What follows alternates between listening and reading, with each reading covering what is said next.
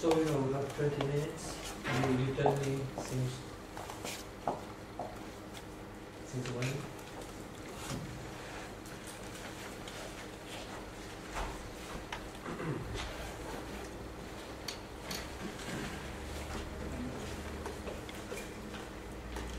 Please make your presentation. Tell who you are, where you came from.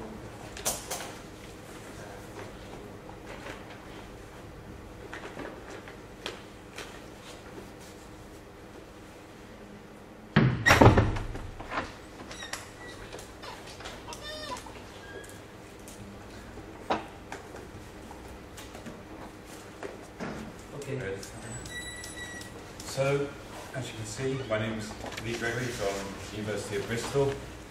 I'm here to talk today about time banking and draw upon some of the work I did in my PhD, which I submitted last September. So I'm looking at quite a theoretical approach, looking at how time banking has been conceptualised and developed essentially and promoted in the UK, to argue that there's potentially some more radical ideas which have been co-opted into policy practice. And this co-option has occurred essentially under the notional idea of resilience.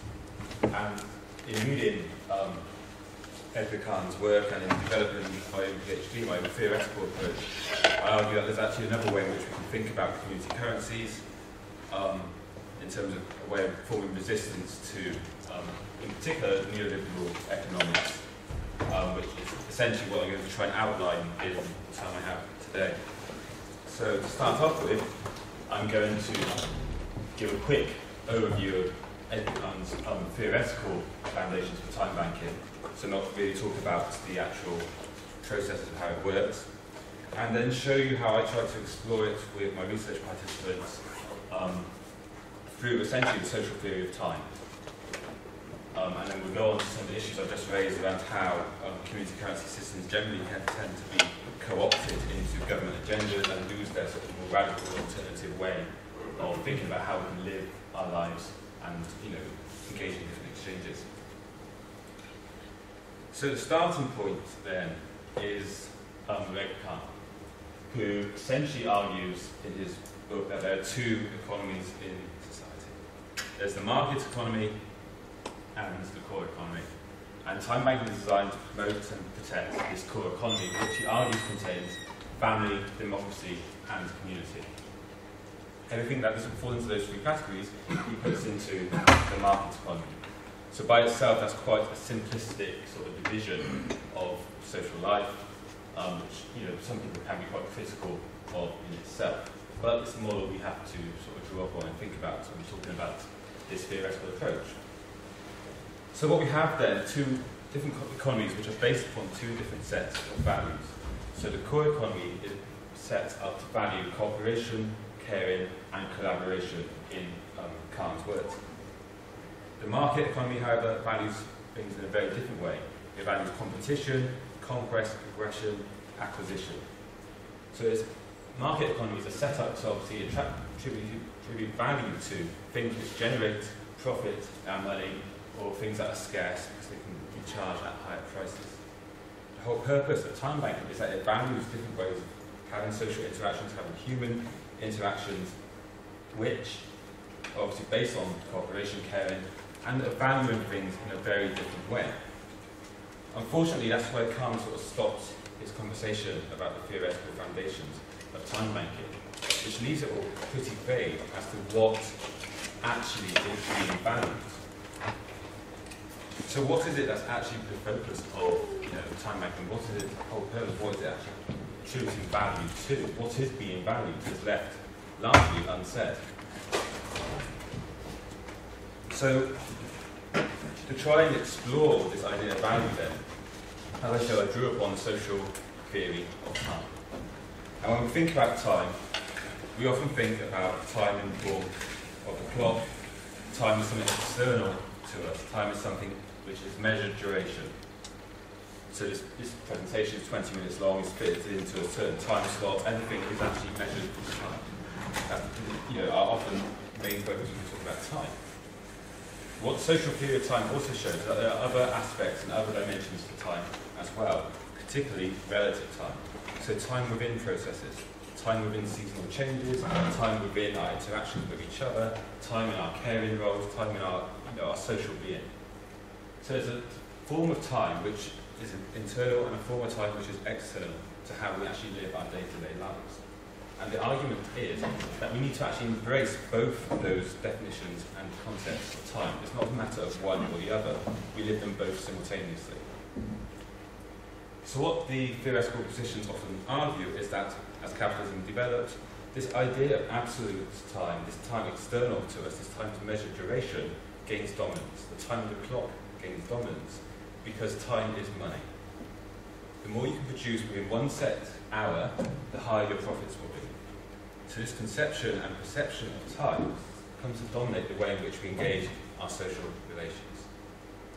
What's often argued then is that we need to recognise this relative notion of time, this time within ourselves, this time within processes, to recognise that there can be different ways of valuing certain activities.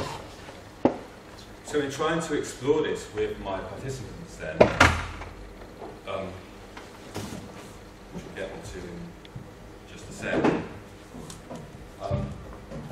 there were two things which sort of led me down this route. The first is the first quote there by Edward Kahn and Rowe, which argues that time banking was intentionally positioned to be ideologically neutral. So it was something that they were left or right. I've always thought this is an awful way of phrasing a quote, but it's an idea that lies in a frontal zone that is unclaimed by either side. So, despite time banking being conceptualized around two different types of markets, one being but time banking touched that core economy with different sets of values to the market economy, it's also being presented as something ideologically neutral. So the potential for any radical way of rethinking value in society is neutered fairly early on.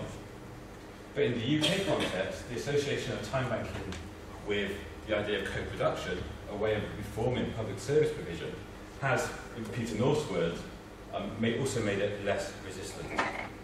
So in a sense, that radical potential, which I want to try and illustrate in the second half of this presentation, is also lost because it's brought into government schemes and government practices which change some of the old underpinning values and ideas associated with time banking. So as I said a moment ago, I draw the social theory of time. We have these two different definitions of time, absolute and relative.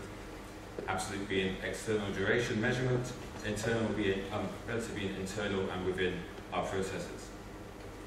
So in talking to my participants about what it was that time banking for them actually valued, this is typical of the sorts of responses I was getting from time bank members.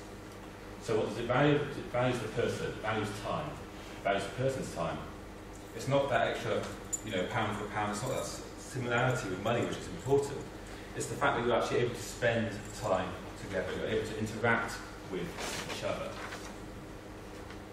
So this offers a very different way in which we can actually view time within time banking. So people like Valerie Bryson in her book, Feminist Politics of Time, argues towards the end, in a very brief paragraph, that LETs and time banking offer new ways of starting to value time in society and offer new ways of actually challenging how citizenship in the UK is defined. So at present it's defined as a work-first, employment-first approach to citizenship, where our time should be given to that full employment. Valerie Bryson's arguing that we need to put care first in terms of citizenship. So a care-first approach to citizenship means we need to actually revalue and renegotiate that value of time, the importance of time in this sense. So I borrow from sort of Marxist thinking to argue this is what we class as the use value of time. Time is important because it's how it is used, how it's consumed at the moment in which that exchange is happening. So obviously in the market, it's the exchange value of time, because time is money, that dominates. But as I said a moment ago as well, we can't operate with dualistic thinking. That time banking actually operates in both sets of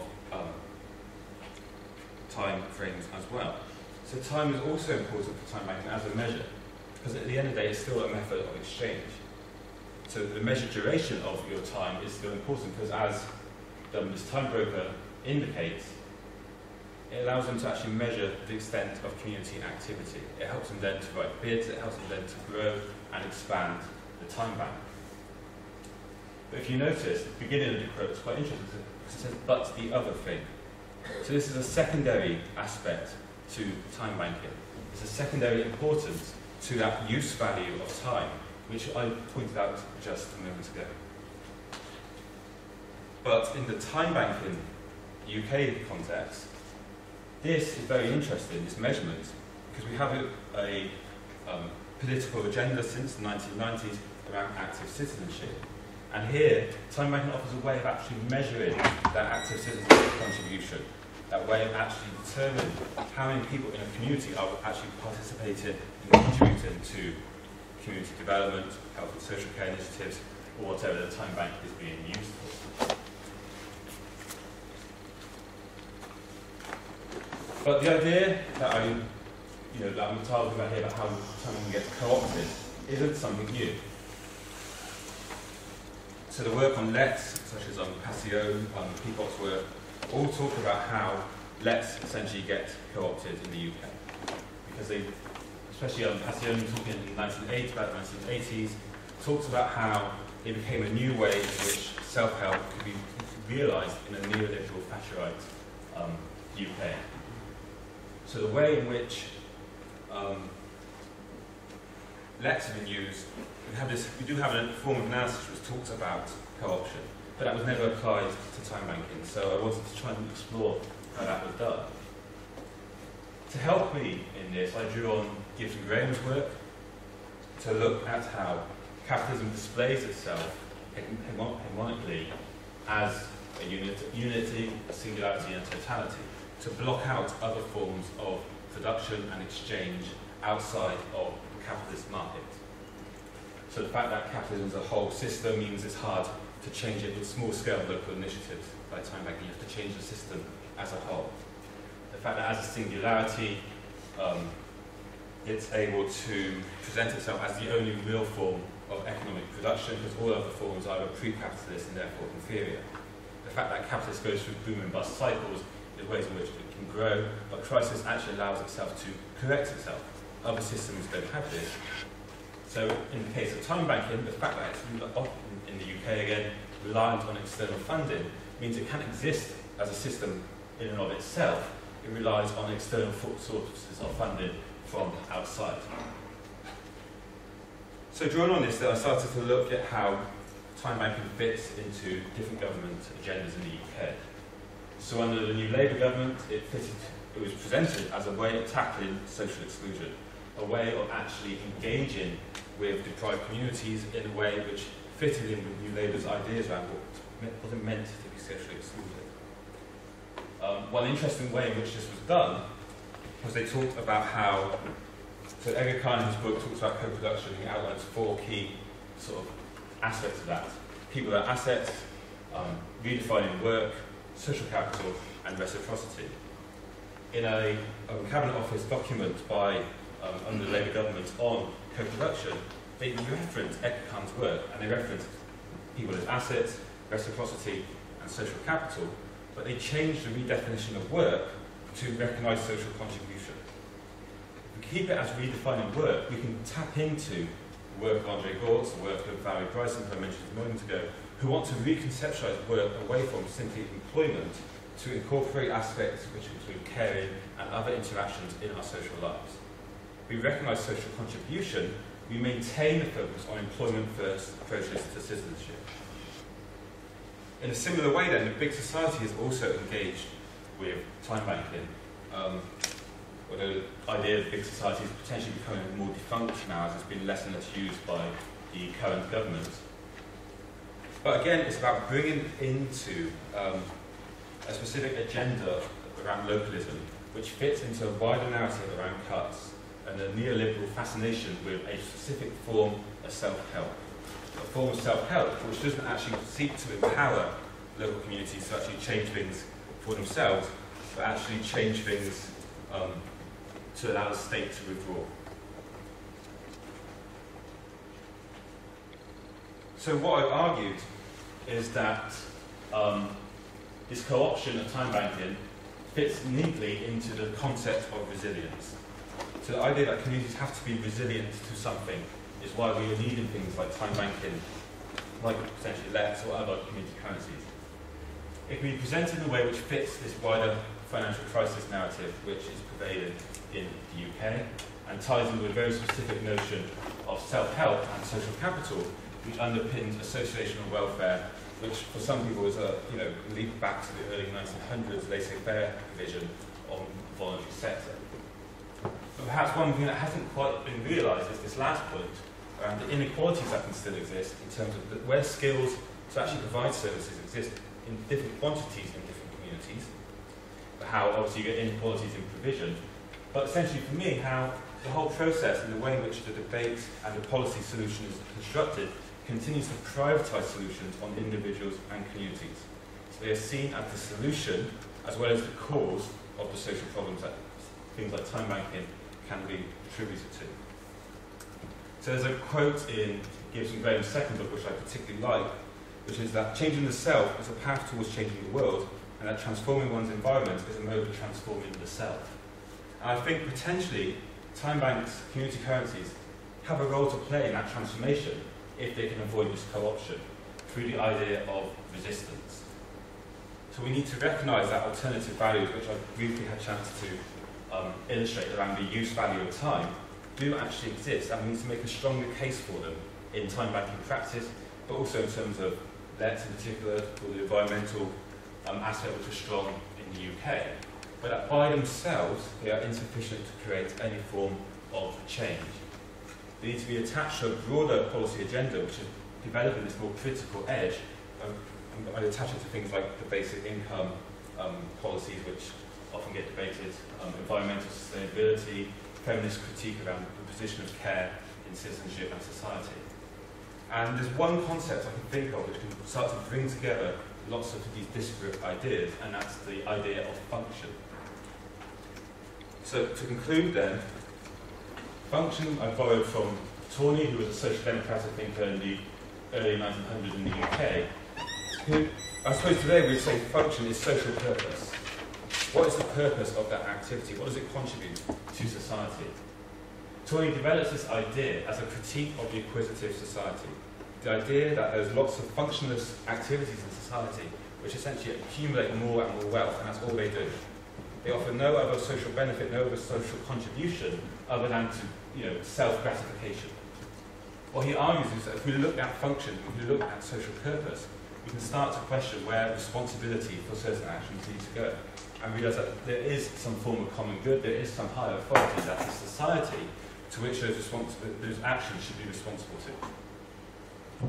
So to conclude then, I would argue that in the UK we are seeing a co-option of time banking as a result of quite weak theoretical foundations of time banking, that its more radical edges have been snipped away gradually over the course of the last 10 or so years, but that there is some potential hope that something can be salvaged and used to sort of rebuild that more radical critique. Thank you.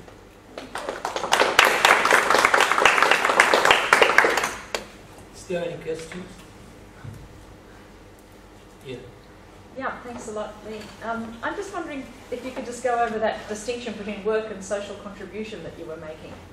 Yeah. Because it seemed I couldn't quite get that point. I just wondered if you could quickly. So, when Edgar Cant talks about redefining work, he's talking about how we need to actually realise that work isn't something just done in terms of employment in the market economy. Work is things like looking after children, taking care of your community, taking care of neighbours. Right. So we have to redefine work so it's not just that narrow employment focus, but it comes as much broader activities.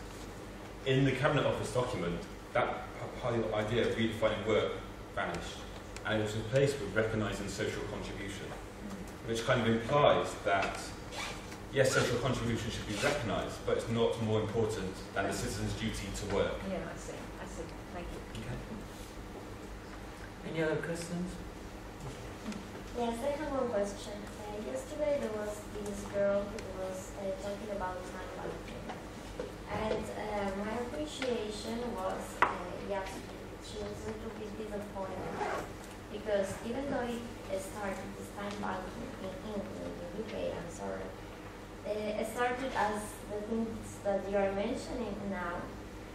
She mentioned that there was like I don't know how to say that you have to go to a specific bank and you have to have a lot of security. So at the beginning it started, okay, it doesn't really matter if I am a doctor and you are a cleaning lady, we exchange that hour, if the hour is the same. But then when they implemented these securities, because there was an example that she gave, and it was like, if I want to take care of a dog, I should have like a list to kind of do that exchange. And it was like, and she was disappointed because of it. So I don't know if you have evidence that those kind of things, or in which context this time banking can actually assure this community and all the things that you were mentioning. Because she felt so disappointed. I was like, yeah. And she mentioned some good examples as well.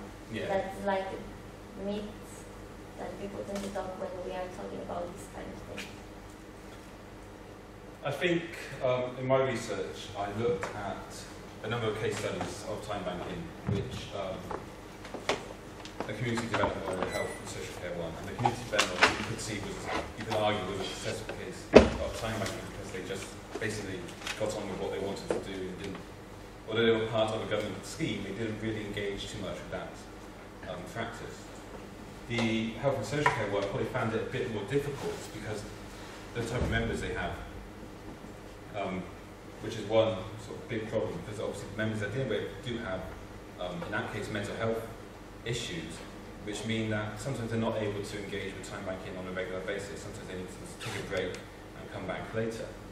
So I think the UK picture is quite mixed in that there are some examples of successful time banks, and often that's down to local factors and not so much about how time banking is being sort of rolled out generally. I think more recent push for time banking is probably going down that second route where there's not a huge amount of evidence base supporting the claims is being used. So the social care stuff is drawing heavily on the Japanese research into health and social care. But the most recent paper I read on that argues that at present that's not working in Japan because demand is greater than provision. So there's lots of people who need that going unmet. So it throws up questions of a use of time banking in social and healthcare in the UK, which is drawing on that Japanese model. But I also know that there are examples, so I'm guessing the Bruce paper we were talking about, that she saw examples of time banks working very well in New Zealand. So in part this is why I'm here to show you what's happening in the UK, to see if there are examples where other things are happening, which can be fitted into or show that I hope I have that things can change, are going to change. The last question, please. Then we can have a discussion about it. I know that when the Cameron government came in, there was a lot of buzz about big society, and many people in time banks believed that there would be more support for time banking in the country. But now the time banking movement is in a much worse position, as I see it, than it was 2 or 3 years ago. Can you say something about that, please? I think one good example is that one of my case studies ran out of funding before I finished my PhD. The time broker was working free of charge, just out of his own pocket, out of his own reserves. And the government decided to operate and set up 9 pilot time banks in the same area, and didn't give any funding to this one, which was held up as an example of how time banking can work in the UK. So again, it was the health and social care one, so it was, it constantly wins awards for its work. But because there was a new group of social enterprises in particular who were trying to promote time banking, it was seen as this is a new wave, we're invested in them. And so the one that's existed 12, 13 years continues unfunded until it's able to get sources of funding from elsewhere. So I think the big society approach has been quite influential in promoting lots of flash in the pan new time banks without looking at what the existing structure for time banking was and how that could be invested in. But I think in part that's because how those existing time banks operated would have a very different agenda to the big society. Was the Big Society approach working through Time Banks UK? No. Ah. Thank you. There was the Time Bank in the UK was a bit dubious about the big society idea and hesitated a bit too long. It's about whether to get on board or not, and others sort of stepped into the gap. Okay, thank you.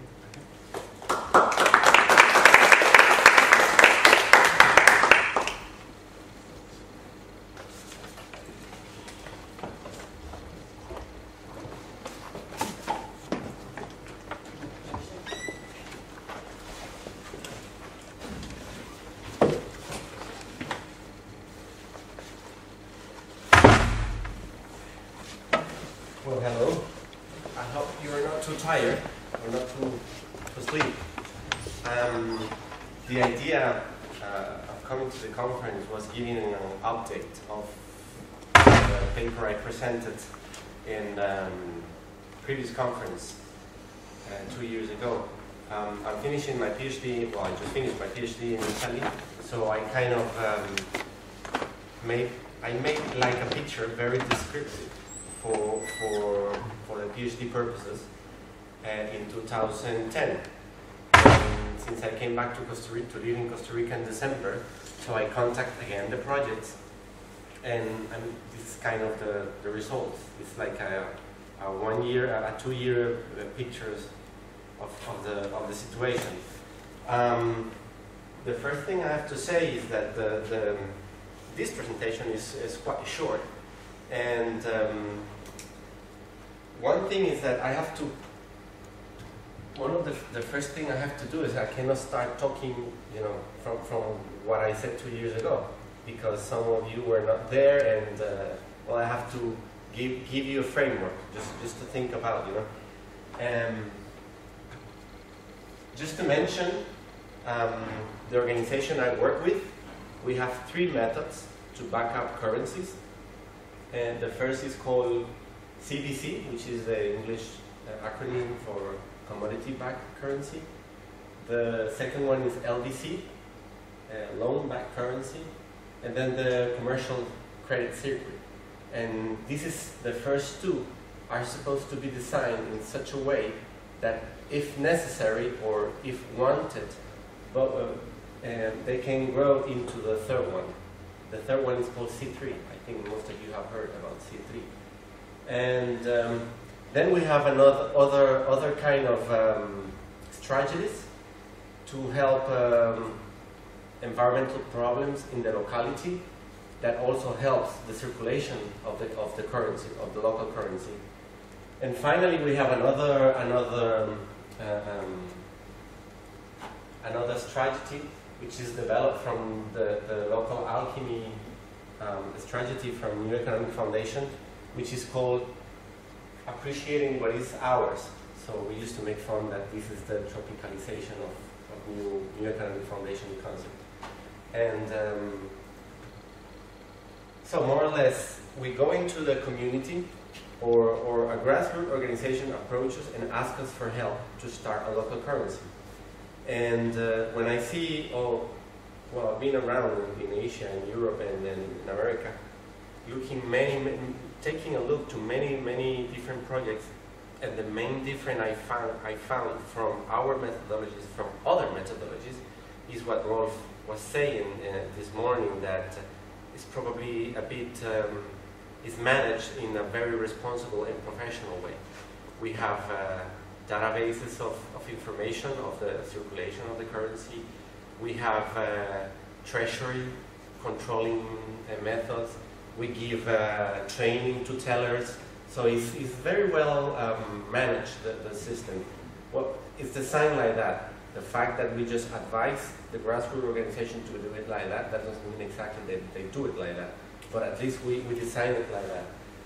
So when the grassroots organization called us, we trying to understand the main social, economic, and environmental relations, and we kind of try to think of a method to reshape the social, the environmental, and the economic relations that could be reshaped with using a currency.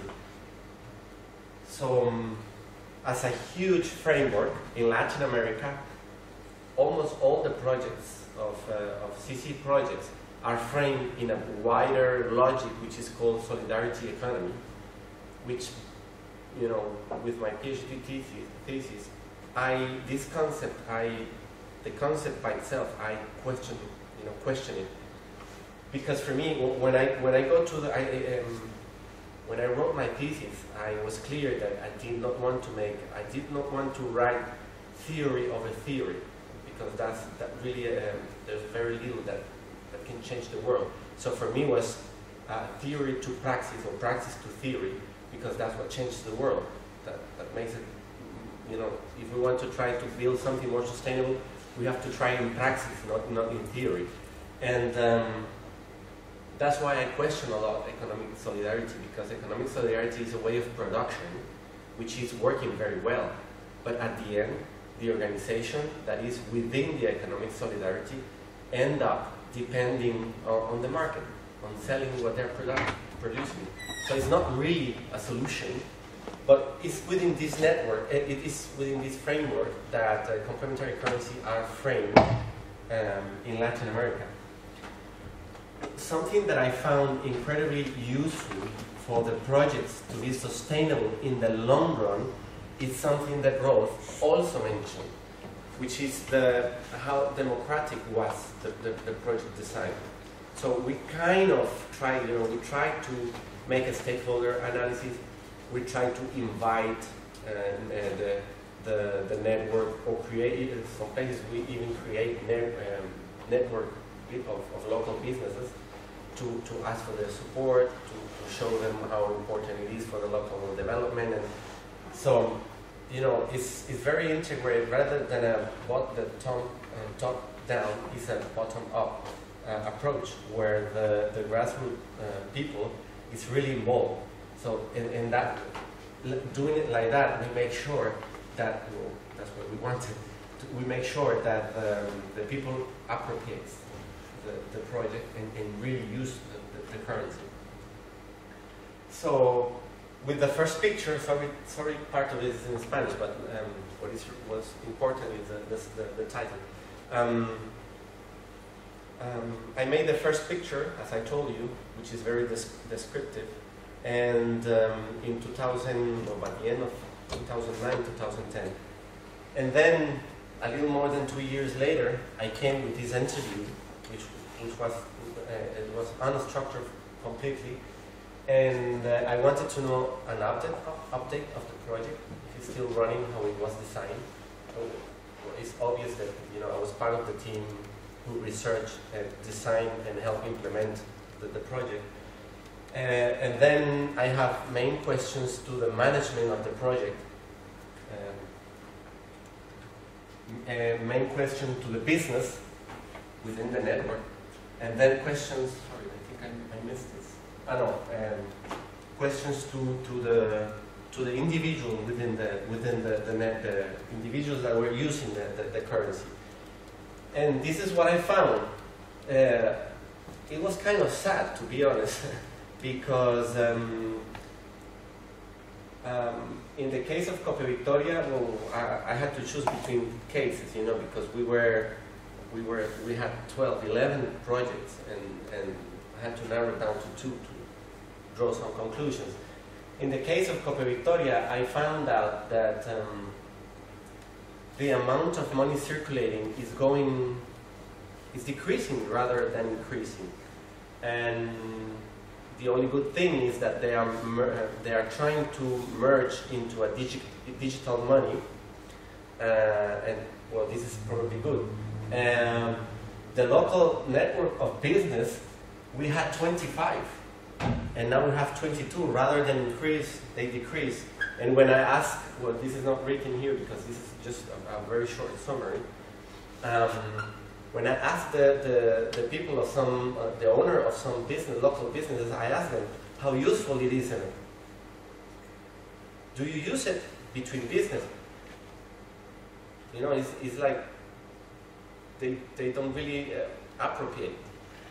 they don't think it's their project, it's for their local economy. So it was kind of sad. And even, you know, even in the management question, it was very funny because here, I'm trying to update in the management part. I realized, you know, I stopped working for this project specifically in 2007. Now I come in 2013, and the people is completely different.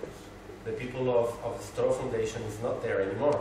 And I asked the manager, I asked him details about the project that he didn't even know. You know, I had to tell him the answer because he didn't even know. So it was kind of sad. Another thing is that the environmental activities, which were like a huge boom for stimulating circulation, they were picking up waste cooking oil to turn it into biodiesel, and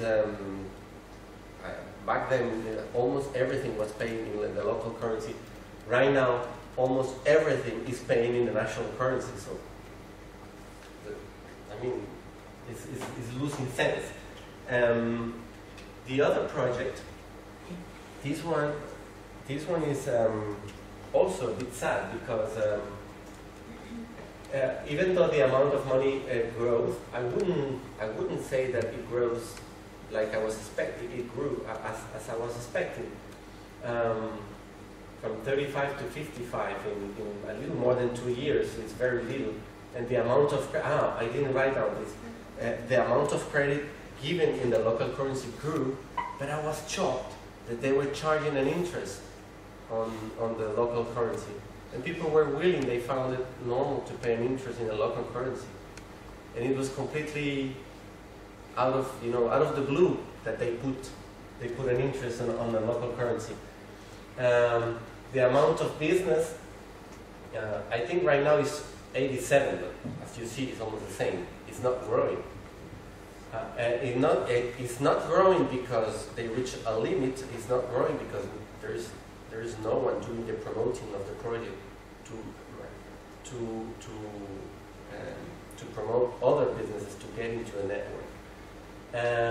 In here, the Apreciando lo Nuestro was a very strong methodology, creating a lot of social cohesion, and it's not done anymore.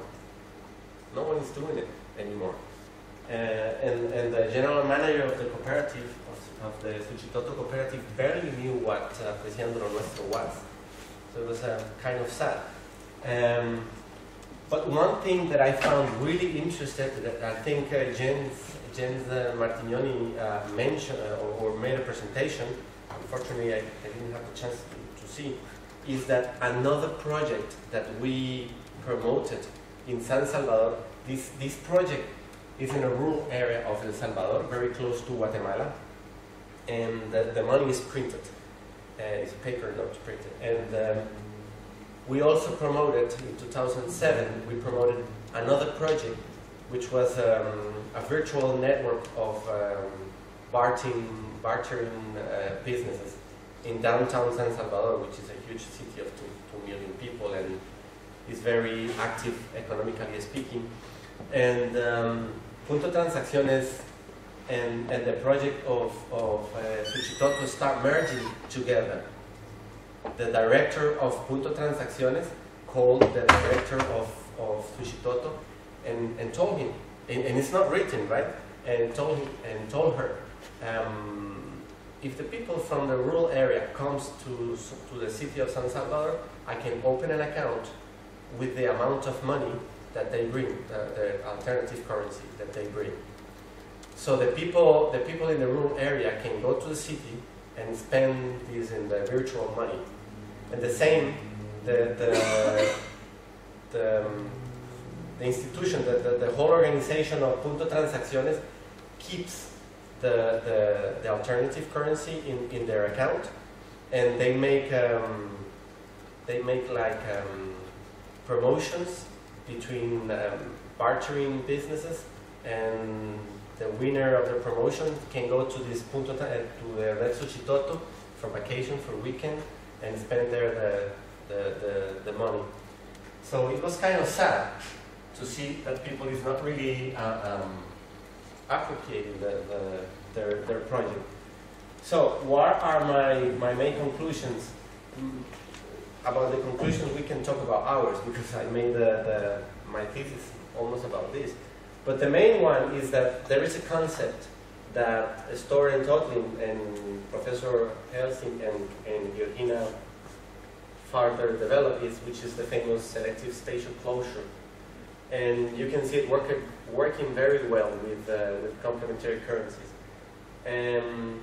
Another issue, which I think is being widely discussed in here, is that we need more research, especially econometric research, on the velocity of circulation.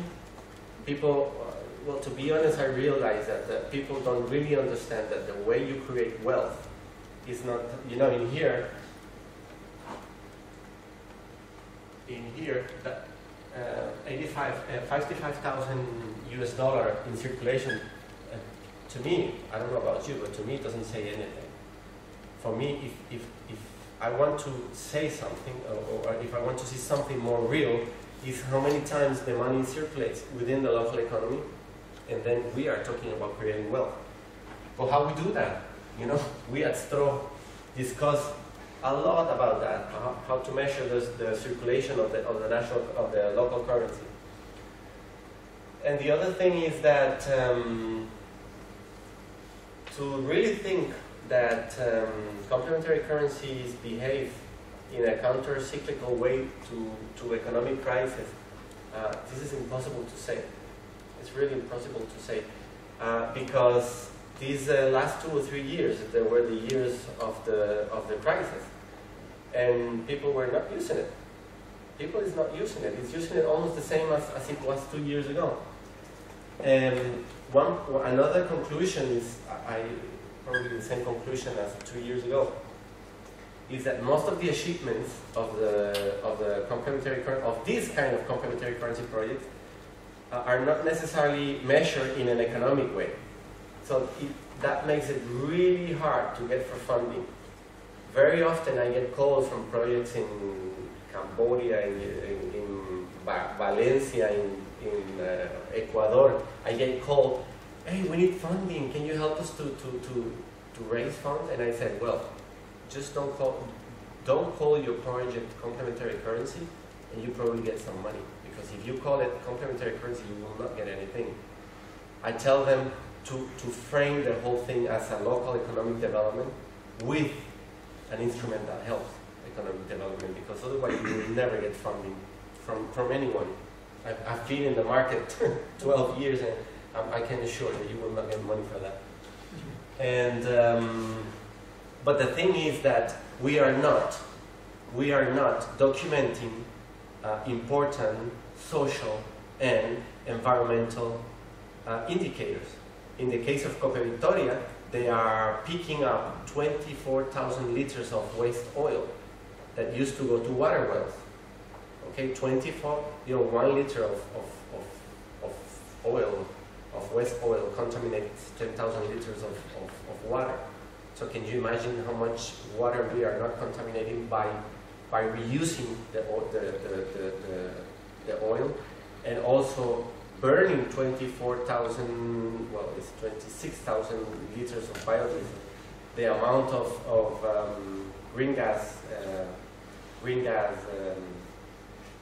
green effect gases diminished 97%.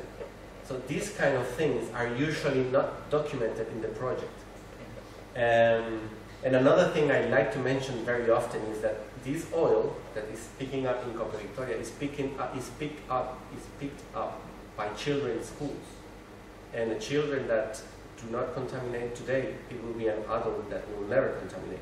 So this in my opinion has a very strong social impact, which is completely not relevant to the project. So one of the main conclusions of my, just to finish, one of the main conclusions of my thesis for my PhD is that the main problem with creating an alternative system to the hegemonic economic system is the subject. not really the method, it's the subject. Because I can see it very often in Latin America. People use complementary currency, or for this matter, solidarity economy. They use it as an alternative to survive, and not as a way of fighting an hegemonic system. So as long as they do the right thing for the wrong reason, as soon as the system opens, the hegemonic system opens a space, they will just run away. Okay, and well, just to finish is that I know I'm not bringing a very nice message. You know, I'm telling you that things are stagnated and probably not doing fine. But I mean, the projects are not perfect, and the thing that they are not perfect, that doesn't mean they are not relevant. For me, what is important is that at least we are trying. That's what is more important. I rather try, made a mistake, and learn than just watching TV at home or not trying anything. Thank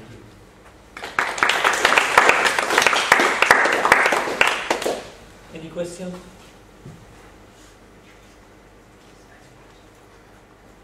No question? Too boring? No, let us. There's a question. Yes, I have a question. I don't want to be the only one that is going to be talking here, but you mentioned that maybe there is not enough complementary research about the way of the currency is actually creating. Well, yes, of course. But there was another girl. It's very interesting. There was another girl from Banco de Palmas, and she said that most of the times we tend to overestimate economic impact and underestimate social impact. And I'm not saying that it's not relevant in order to fight against this hegemonic system that you were talking, but maybe, I'm kind of saying maybe, the social impact is good enough not to make this economic approach that we always tend to do, you know? And just like comments on your presentation. There is also the part of the economy, solidarity economy that you mentioned, that it's maybe because it has some survival purposes. And I think there is part, in a way, it does. Because otherwise, what would be the other option? So it's like people are not concerned about changing the hegemonic system if they need means to survive. So it's not that they are using the good things for the different or for the bad reason of the comment you said. It's just like maybe it's social impact. It's good enough. Yeah, and we should study it more. Yeah, we discussed this comment of mine very deep in the university in Italy, and the thing is that solidarity economy, they do create an economic space, and people do survive. The thing is why you are doing it. You are doing it simply for survive, because if you are doing it simply for survive, as soon as the hegemonic system gives you space, you throw away everything. Yeah, that's actually what happened. Yeah, so for me, it's not really a problem of the economic solidarity. The problem is not in the economic solidarity. The problem is in the subject, which is supposed to make the difference. The thing is that Albert Einstein used to say that our society is characterized for doing the right thing for the wrong reason. And the thing is that if we are building an alternative system, well, you come from Latin America, you got all these people in the street screaming that we have to tear down capitalism, we have to burn it down, we have to whatever, all these revolutionary ideas. And they think that through a complementary currency they will do it. And this is not the way to do it. This is not the way to do it. If you want to, you don't tear down capitalism, you transcend the economic system. You do things better. Yes, But you cannot do things better if you're not aware that you are doing it. The second question is that I didn't quite understand if the project was like these people organized and thought about it and then involved another actors. All the actors were the ones that actually went to, oh, okay, we need this currency. This is like on your conclusions, it was seen that people were not participating or they were not having that approach of this is my thing. And maybe, just I really want to know, if something like a project that it was thought from other actors and you are trying to involve another actors, it didn't come from them. It's always going to happen. Most of the time we get called, or we used to get called because I'm not working there anymore, but we used to get called because the grassroots organization wants to start a local currency. So, you know, like an ethical principle, we first evaluate the local organization, because if it's a private company, we will not help a board of directors. We try most of the time our cooperative or associations of peasants or grassroots organizations. But they call us because there's already in the local area, there is already a certain level of awareness that something needed to be done in order to improve the local economy. You're the one that gave them. Yeah, that's another problem of the development. Another problem of awareness. You know, if this organization that comes from Europe do not give them the methodology, I was wondering if they do the project. So that's technological transfer. Another question? What? Yeah. Did you assess the amount of time, resources, or even money which is necessary in order to find out which are the economic, social, and environmental impacts of those projects? Because you said that even they were not actually following the CCS system, the CCS, they were neither look for getting some data about social and environmental impact. Well, there is no the social and environmental data is not being systematically documented by the grassroots organization. They are really busy surviving. So when I talk about 900 students, it's because I know that because I did the research to see how many students could be involved. I know that, but now, since the administration changed, they don't know it. That's why I was impressed that some of the answers I have to give them myself. I was the one, making the questionnaire, and I knew the answers. And, I'm supposed to be objective at the time of, doing the, exercising the instrument. I'm supposed to be objective. But if my counterpart doesn't know the answer, and I do, I can wait 2-3 seconds, but come on, So there was a lack of... You are not being objective. Yes. Yes.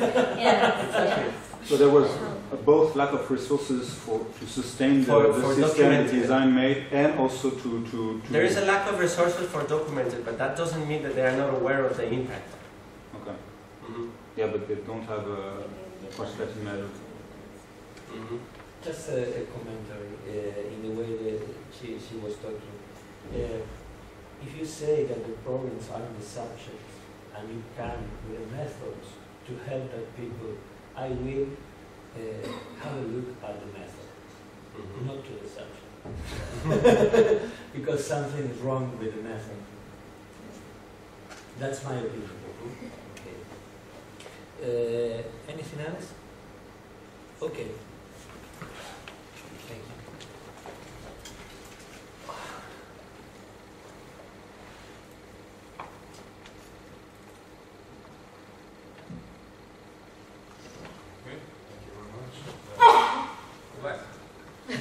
Sorry. My name is Gábor Sárdi. I'm a second year PhD student at the Kaposvár University in Hungary. And today I will shortly present more or less the situation in Hungary in regard to complementary currency systems by saying a few words about the different perspectives of such financial innovations from both the legal perspective as well as from the subjective differing opinions perspective. In addition, I will present the three most well-known community currency systems existing now in Hungary. By the way, there is, I should say, 4, but I will talk about only 3 because the last one has just been introduced last month in a small village. So it's just fresh news, but I'm not going to talk about it all because there is not so much information about it. First, I would like to clarify the concepts, the relation between local currency and money. As we already heard yesterday, how difficult it is to find this term. But in Hungary, many experts like to highlight that, which is true, that local currency is not money, since it's not a bank liability and it doesn't fulfill all the functions of money. So it is rather regarded as a brochure consisting one of 2 different features. One is that, unlike, for example, Hafnium brochures or something like that, the local currencies have secondary market by transferring to each other, and the other is that it doesn't necessarily have to have an expiration date, while brochures do. Although 2 of the 3 systems, or 2 of the 3 local currencies, have such an expiration date, but I will talk about it a bit later. So officially, they are actually called, in legal terms, as financial surrogates, and according to the regulations, they have to have, which was already mentioned yesterday, 100% coverage in conventional money, so in Hungarian forint or in euro. And it is true in case of the electronic money too, despite this European directive about the electronic money, which allows actually, so it's a minimum of 5%, but doesn't say it has to be 100%. The Hungarian law that adopted the directive changed a little bit and put it to 100%, this one as well. So it was just for mentioning that the room for maneuver is limited for us. Actually, I'm going to skip that because in the next slide, just improvising that it will partially include the previous slide as well. Here are the role and benefits, and then I would say some of the expected benefits of local currencies in Hungary, categorized in 3 parts. The first one is the financial benefit. One exact financial benefit is this seigniorage income, which comes from this coverage or collateral, how should I call it, that earns interest while it's there in a bank deposit. So it's a kind of profit for the issuing organization, or it depends on how it's spent, maybe of the region. There can be, of course, value on the local currencies that are destroyed or lost, because it's not going to be converted anymore. The deposited money remains in the bank.